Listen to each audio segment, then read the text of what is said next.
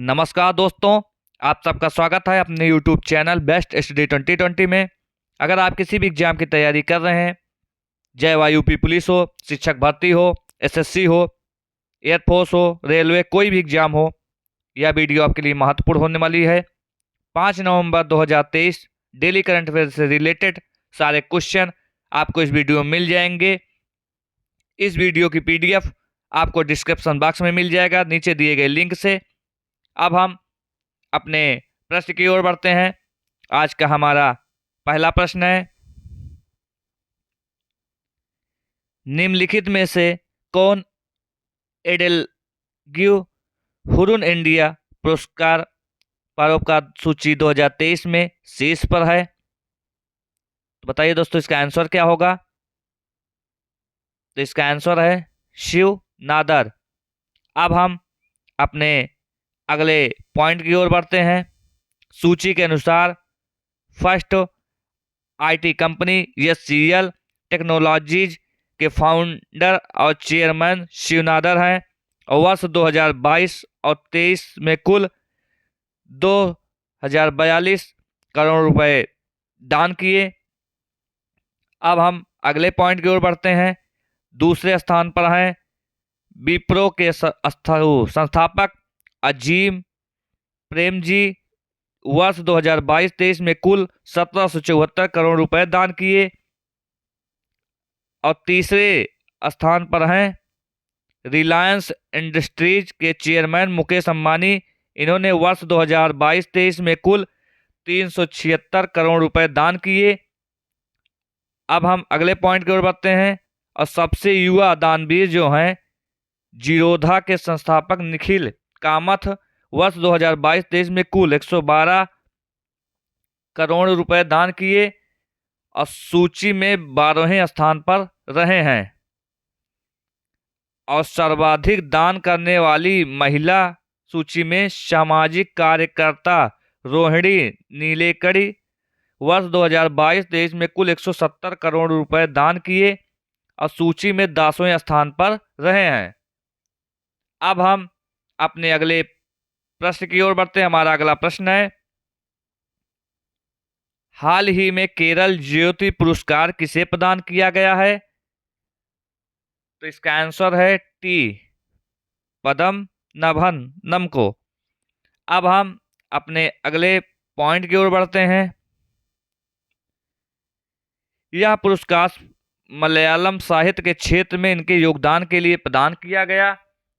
और केरल प्रभा पुरस्कार 2 लोगों को प्रदान हुआ। न्यायमूर्ति सेवानिवृत्ति एम फातिमा वी को सामाजिक सेवा के क्षेत्र में योगदान के लिए, और दूसरा जो है नटराज कृष्ण मूर्ति सूर्य कृष्ण मूर्ति सिविल सेवा और कला के क्षेत्र में योगदान के लिए। इन दोनों को केरला प्रभा पुरस्कार मिला है। अब केरल श्री पुरस्कार 5 लोगों को मिला है।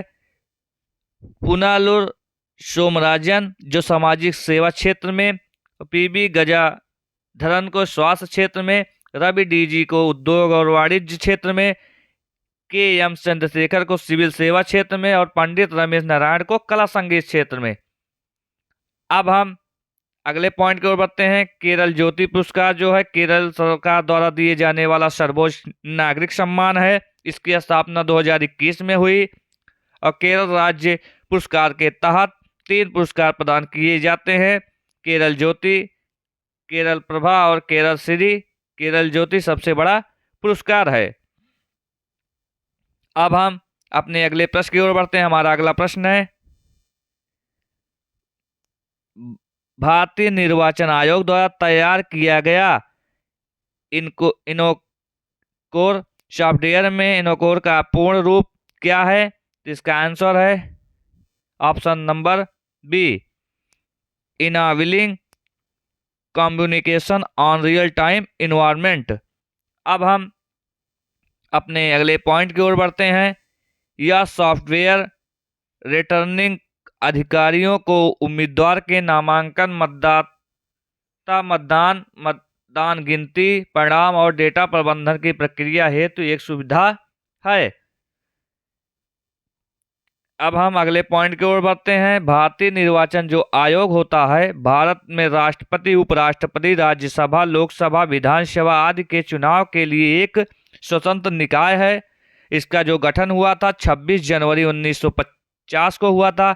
इसके जो प्रकार यानी टाइप है संवैधानिक आयोग द्वारा गठित होते हैं। अब हम अपने अगले पॉइंट की ओर बढ़ते हैं। संविधान का जो वर्णन है भाग 15 अनुच्छेद 324 से 329 तक है। और तीन सदस्यीय आयोग जो है मुख्य निर्वाचन आयुक्त श्री राजीव कुमार जो 25वें मुख्य निर्वाचन आयुक्त हैं। अन्य निर्वाचन आयुक्त श्री अनूप चंद्र पांडे और श्री अरुण गोयल हैं। और प्रथम मुख्य निर्वाचन आयुक्त जो है सुकुमार सेन हैं। और प्रथम महिला मुख्य निर्वाचन आयुक्त जो है BS रमा देवी हैं। और राष्ट्रीय निर्वाचन जो दिवस है वो 25 जनवरी को मनाया जाता है। अब हम अपने अगले प्रश्न की ओर बढ़ते हैं। हमारा अगला प्रश्न है, हाल ही में किसे भारतीय रिजर्व बैंक का कार्यकारी निर्देशक ED नियुक्त किया गया है? तो इसका आंसर है मनोरंजन मिश्रा को। अब हम अपने अगले पॉइंट की ओर बढ़ते हैं। हमारा अगला पॉइंट है, कार्यकारी निर्देशक के रूप में मनोरंजन मिश्रा 3 विभागों enforcement, risk monitoring and external environments and operational का काम संभालेंगे। और कार्यकारी निर्देशक में पदोन्नत होने से पहले वह विनियमन विभाग के मुख्य महाप्रबंधन के रूप में कार्यरत थे। अब हम अपने अगले पॉइंट की ओर बढ़ते हैं। भारतीय रिजर्व बैंक जो है भारत का केंद्रीय बैंक है। इसकी स्थापना जो है 1 अप्रैल 1935 को, RBI एक्ट 1935। इसका जो हेडक्वार्टर है मुंबई है। अब हम अपने अगले प्रश्न की ओर बढ़ते हैं। हमारा अगला प्रश्न है, चर्चित केमन द्वीप समूह किस महासागर में स्थित है? तो इसका आंसर होगा अटलांटिक महासागर। अब हम अपने अगले पॉइंट की ओर बढ़ते हैं। केमन महाद्वीप के अलावा पनामा, जॉर्डन और अल्बानिया सहित अन्य देशों में भी ग्रे सूची से बाहर किया गया। साथ ही बुल्गारिया को फाइनेंशियल एक्शन टास्क फोर्स ने ग्रे सूची में शामिल किया। अब हम अपने अगले पॉइंट की ओर बढ़ते हैं। फाइनेंशियल एक्शन टास्क फोर्स, इसका FATF का फुल फॉर्म है। यह एक अंतर सरकारी निकाय है जिसका उद्देश्य मनी लॉन्ड्रिंग और आतंकवादी गतिविधियों के वित्तीय सहयोग को रोकना है। इसकी जो स्थापना हुई 1989 को हुई। इसका जो हेडक्वार्टर है पेरिस, फ्रांस है।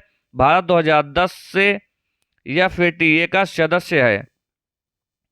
अब हम अपने अगले प्रश्न की ओर बढ़ते हैं। हमारा अगला प्रश्न है, निम्न में से किसके द्वारा one nation one registration platform किसने लॉन्च किया जाएगा? तो इसका आंसर है option number A, national medical council. अब हम अपने अगले पॉइंट की ओर बढ़ते हैं। नेशनल मेडिकल काउंसिल द्वारा one nation one registration platform launch किया जाएगा। देश के हर डॉक्टर 2024 तक एक यूनिक ID दी जाएगी।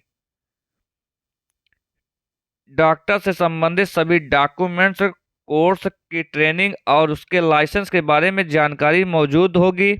और राष्ट्रीय चिकित्सा आयोग NMC और स्वास्थ्य और परिवार कल्याण मंत्रालय के अंतर्गत आयोग है।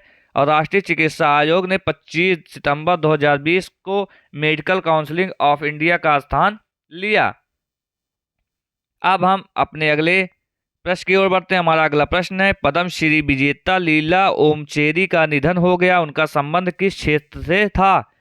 तो इसका आंसर है शास्त्रीय गायन के क्षेत्र से संबंधित था। और 94 वर्ष में इनकी मृत्यु दिल्ली में इनका निधन हुआ था। अब हम अपने अगले पॉइंट की ओर बढ़ते हैं। लीला ओमचेरी का जन्म तमिलनाडु राज्य में हुआ था। इनके जो पुरस्कार इन्हें प्राप्त हुआ था 2009 में पद्मश्री पुरस्कार कला के क्षेत्र में इन्हें प्रदान हुआ था। 1991 केरल संगीत नाटक अकादमी पुरस्कार से सम्मानित किया गया था। किस सन में? तो 1991 सन में। अब हम अपने अगले प्रश्न की ओर बढ़ते हैं। केरल सरकार द्वारा साहित्य क्षेत्र का प्रसिद्ध एजुथाचन पुरस्कार 2023 किसे प्रदान किया गया है? तो इसका आंसर है यस के वसंथन को। अब हम अपने अगले पॉइंट की ओर बढ़ते हैं। हमारा अगला पॉइंट है यस के वसंथन को यह पुरस्कार साहित्य योगदान के लिए दिया गया है।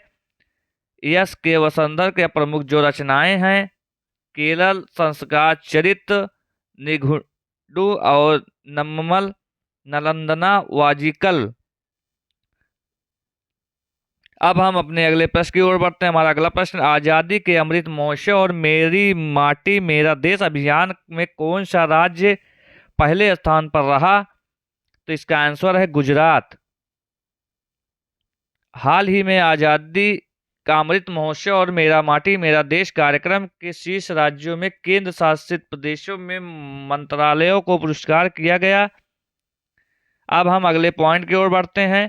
प्रधानमंत्री द्वारा यह पुरस्कार नई दिल्ली के कर्तव्य पथ पर प्रदान किए गए हैं। पुरस्कार जो विजेता है राज्यों में फर्स्ट पर है गुजरात, सेकंड पर हरियाणा और राजस्थान जॉइंटली, और केंद्र शासित प्रदेशों में फर्स्ट है जम्मू एंड कश्मीर। अब हम अपने अगले पॉइंट की ओर बढ़ते हैं। मंत्रालय, first ministry of external affairs और सेकंड मिनिस्ट्री ऑफ डिफेंस। अमृत जो महोत्सव है प्रगतिशील भारत की आज़ादी के 75 साल और उनके लोगों, संस्कृति और उपलब्धियों के गौरवशाली इतिहास को मनाने के लिए भारत सरकार की एक पहल है। इसकी जो स्टार्ट हुआ 12 मार्च 2021 से खत्म कब हुआ 31 अक्टूबर 2023 को। अब हम अपने अगले प्रश्न की ओर बढ़ते हैं। किस राज्य सरकार द्वारा पुनीत राजकुमार हृदय ज्योति योजना शुरू की है? तो इसका आंसर है कर्नाटक राज्य द्वारा।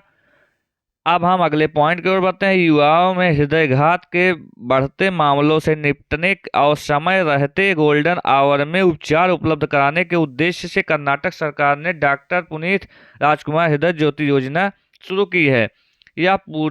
यह योजना पूरे कर्नाटक में 85 स्वास्थ्य केंद्रों में लागू की जाएगी, जिन्हें स्पोक सेंटर के नाम से जाना जाएगा।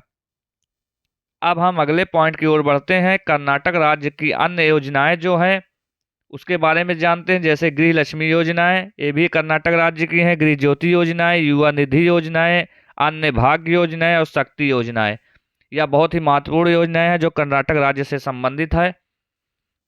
और आज का हमारा प्रश्न यहीं पे समाप्त होता है। दोस्तों, यह आपको वीडियो पसंद आया होगा और हमारे चैनल बेस्ट स्टडी 2020 को सब्सक्राइब करना ना भूलें। आज के लिए धन्यवाद। जय हिंद, जय भारत।